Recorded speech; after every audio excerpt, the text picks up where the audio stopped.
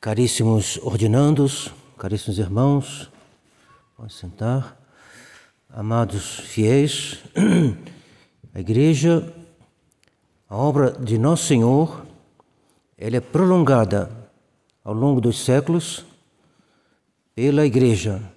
Então, o que se passa hoje aqui, que vai se passar, é um prolongamento do que Nosso Senhor fez. Nosso Senhor continua dirigindo a Santa Igreja, Ele é a cabeça do corpo místico que é a Igreja, e é Ele que age hoje. Ele age na consagração, na missa, Ele age na colação das ordens, aqueles que vão receber as primeiras ordens menores, Flávio e Mateus, receber o subdiaconato, irmão João da Cruz e irmão Elias. Quem ordena é Nosso Senhor, esse servo do bispo que nós ouvimos. Pois assim, que as graças que vêm dele passem através de outros, até chegar a cada um de nós. Esse dia consagrado a Nossa Senhora do Carmo, não pode haver melhor para mostrar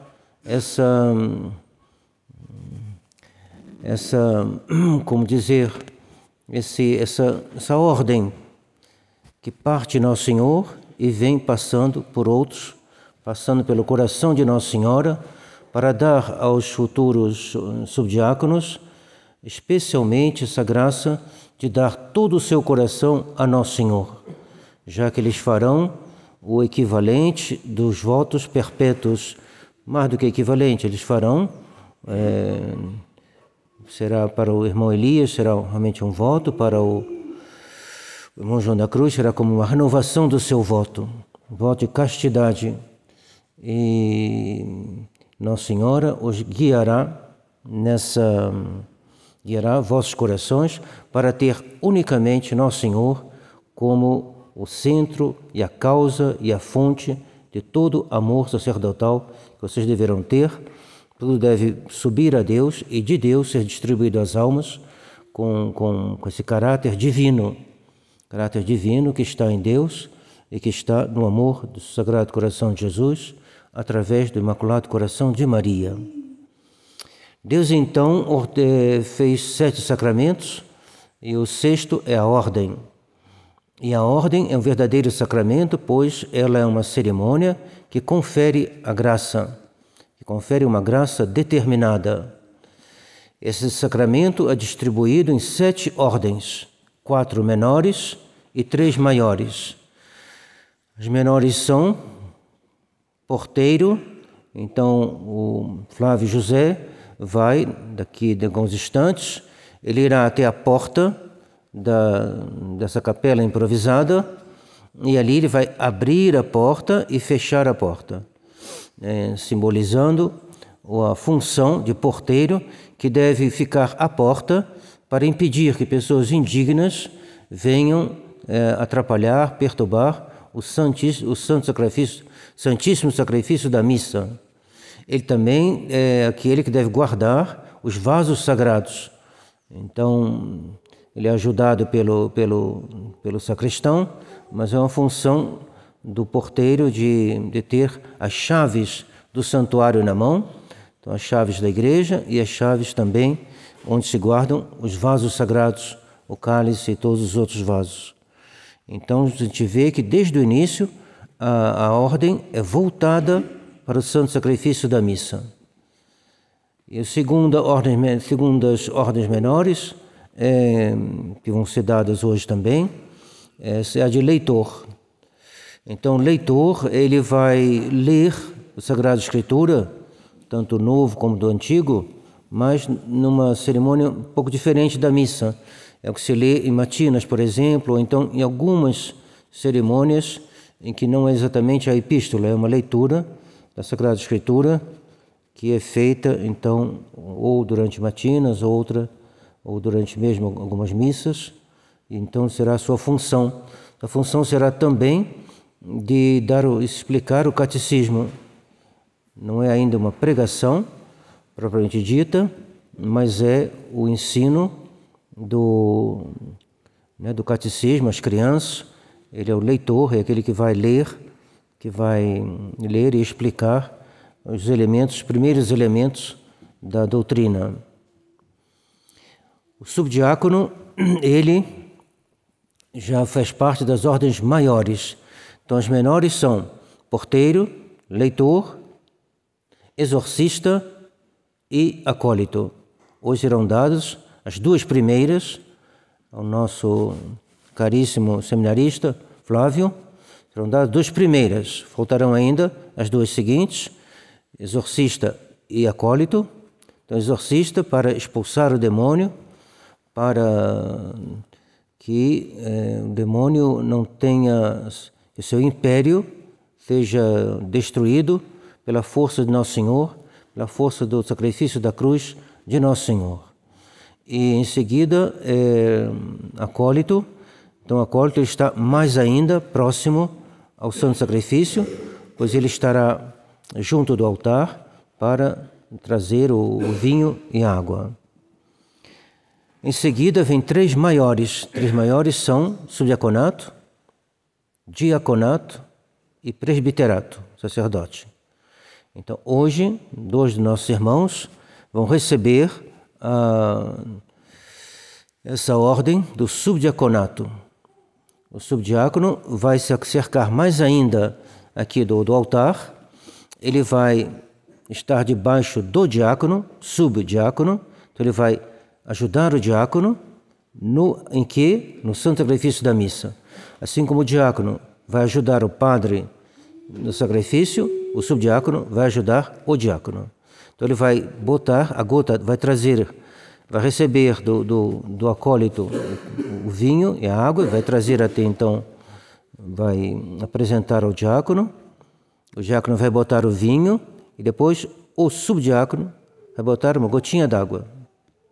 O sacerdote vai benzer essa água e o subdiácono.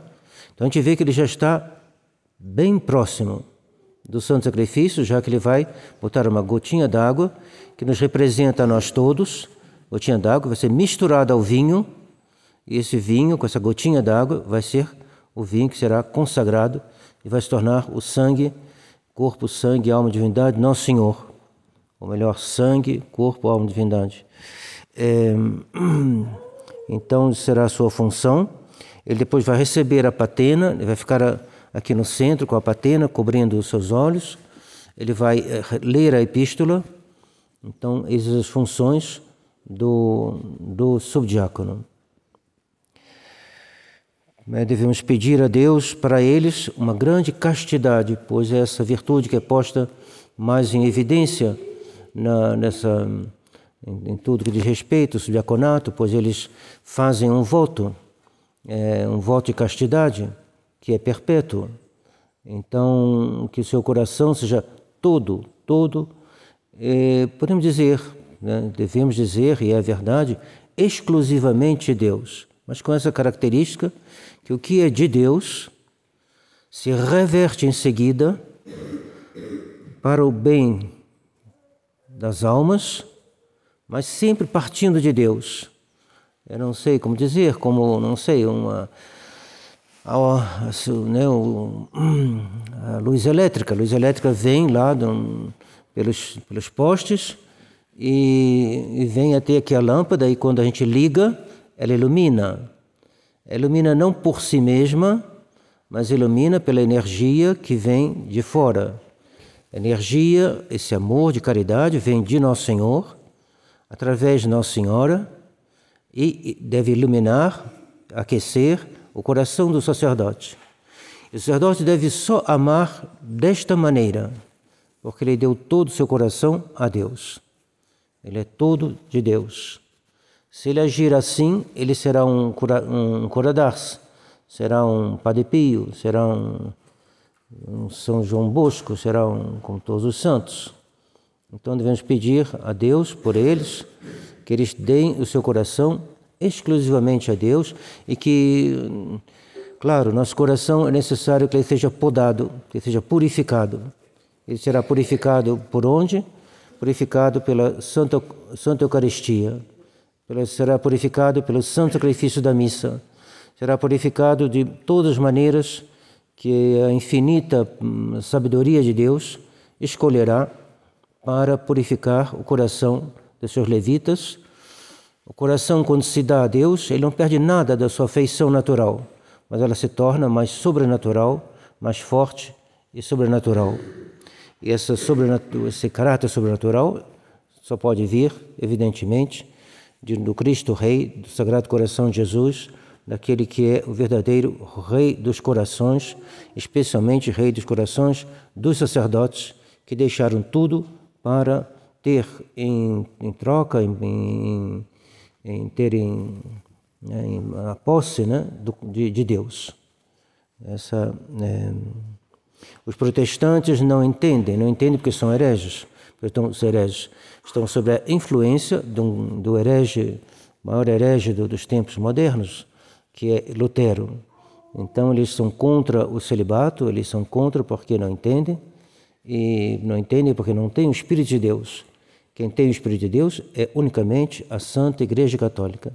Então rezemos para que Nossa Senhora do Carmo, Nossa Senhora do Imaculado Coração de Maria, obtenha para esses levitas a graça dessa vida, dessa compreensão do que a Igreja lhes ensina, para que eles sintam como a própria Igreja, vivam como a Igreja, vivam como Nosso Senhor, como São Paulo, como são todos os santos, viveram o celibato.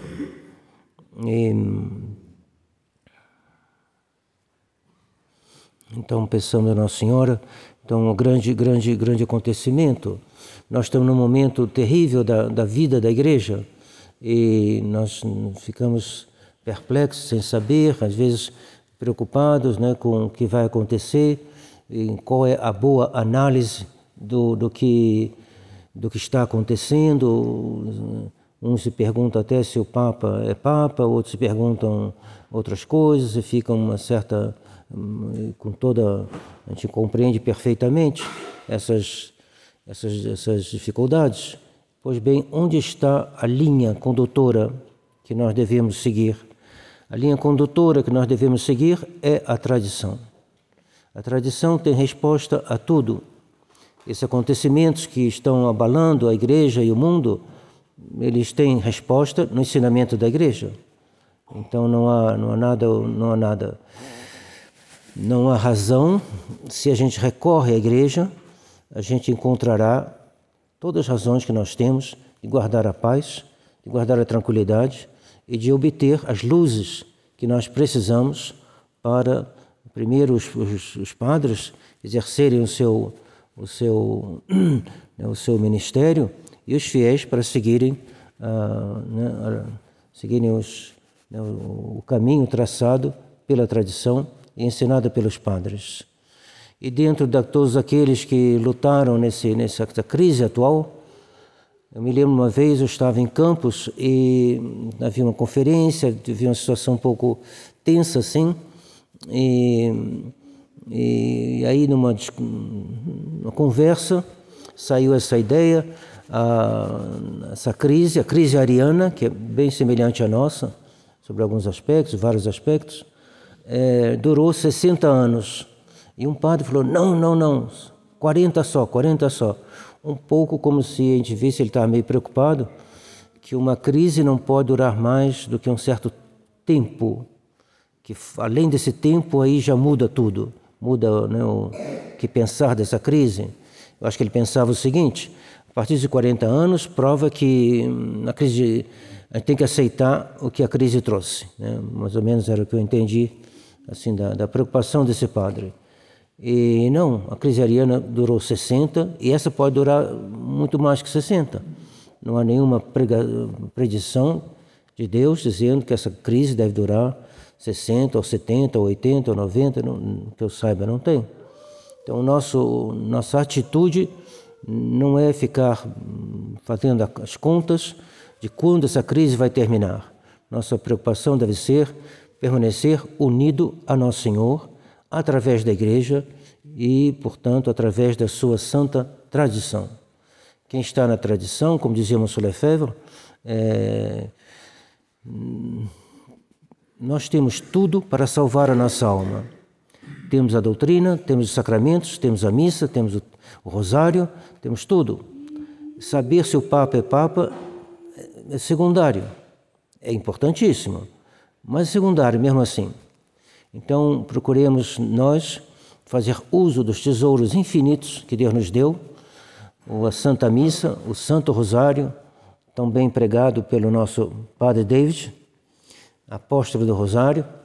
Então, continuemos, né? Rezar o nosso Rosário, rezar em grupo, ou em família, ou individualmente também. Cada um deve seguir o que ele tem disponível como tempo, como inclinação, e assim reunir todos os tesouros. Quem tem Nossa Senhora e Nossa Senhora, o que ele vai temer? Não há nada a temer. Agora, quem se lança em direções incertas, que a Igreja não definiu como sedecantistas, eles terão perturbações, porque eles estão se andando num caminho incerto. Andemos nos caminhos certos. Santa Teresa d'Ávila dizia, caminhemos pelos caminhos batidos. Parece uma coisa um pouco assim monótona, mas não monótono nada. Os caminhos batidos são os caminhos da santidade. Os caminhos batidos são os caminhos gloriosos daqueles que receberam de Deus graças. Não existe outro caminho. Nossa Senhora andou por um caminho batido, ou seja, o caminho aberto pelo seu divino Filho. E os caminhos batidos não significam outra coisa que os caminhos de Nosso Senhor, que nos leva ao Tabor e em seguida ao Calvário. Então, amemos Nosso Senhor, amemos o Santo Sacrifício da Missa, amemos os nossos levitas que vão subir mais um degrau em direção ao altar, que tudo isso seja para nós um incentivo de vê-los, daqui a pouco estarão rezando a missa, terão um grande incentivo, um grande consolo para nós e um grande bem para toda a Igreja, e que Nossa Senhora faça multiplicar esse bem até o infinito, se assim podemos dizer, para a glória da Igreja, para a glória de Deus, a glória da Igreja e nossa salvação. Em nome do Pai, do Filho e do Espírito Santo. Amém.